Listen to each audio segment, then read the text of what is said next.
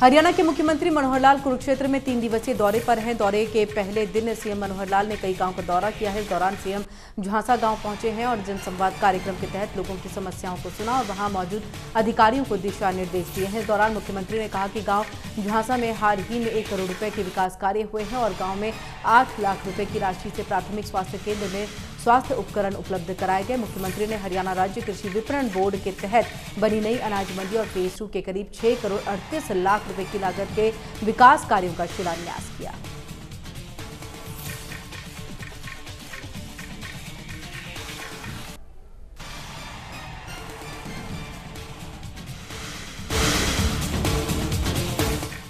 हरियाणा के मुख्यमंत्री मनोहर लाल रोहतक पहुंचे और उन्होंने गनराठवी गांव में पहुंच करके पूर्व मंत्री जय नारायण खुंडिया को श्रद्धांजलि दी है। उनके परिवार वालों से मुलाकात की और परिजनों के साथ दुख साझा किया है। मुख्यमंत्री ने पूर्व मंत्री के निधन को समाज के लिए एक बड़ी क्षति बताया और कहा कि आने वाली पीढ़ियां उनकी सेवा और समाज के लिए उनके योगदान को याद करेगी।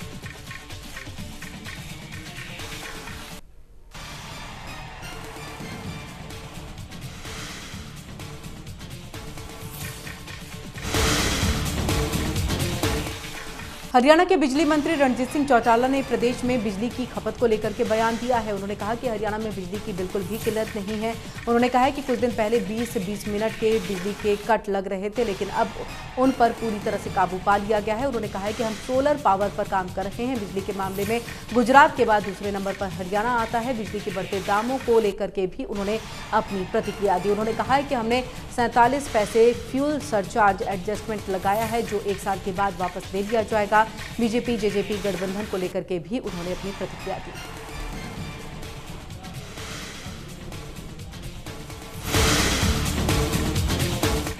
हरियाणा के परिवहन मंत्री मूलचंद शर्मा ने बल्लभगढ़ का दौरा किया है। इस दौरान उन्होंने शहर के मुख्य नाले का निरीक्षण किया और नगर निगम के अधिकारियों को नाले की सफाई के निर्देश दिए हैं। अपने सामने मोहना रोड नाले को जेसीबी से साफ कराया है। इस दौरान उन्होंने कहा कि शहर में जलभराव की कोई समस्या नहीं है।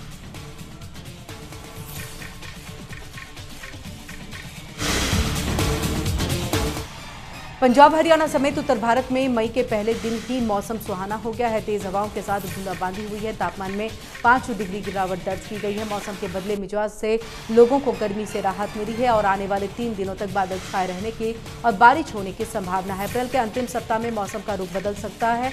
पहाड़ों में हो रही बर्फबारी और बारिश के चलते मैदानी इलाकों की हवाओं का रुख बदल गया है।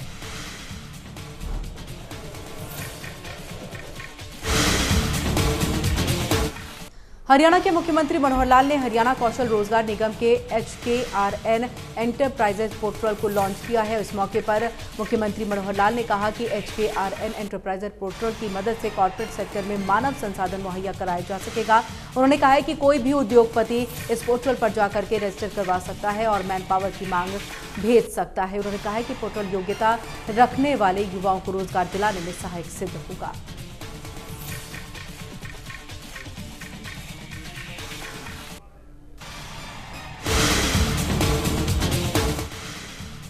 यमुनानगर के NH 907 पर भीषण सड़क हादसा हुआ है। इस हादसे में 3 ट्रक आपस में भिड़ गए।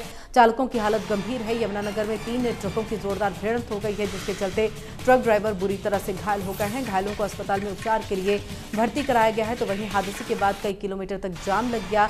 इस दौरान कार चालक तो अपनी कार लेकर के वहां से फरार हो गया। साथ ही एक ट्रक चालक भी अपने ट्रक समेत भाग निकला।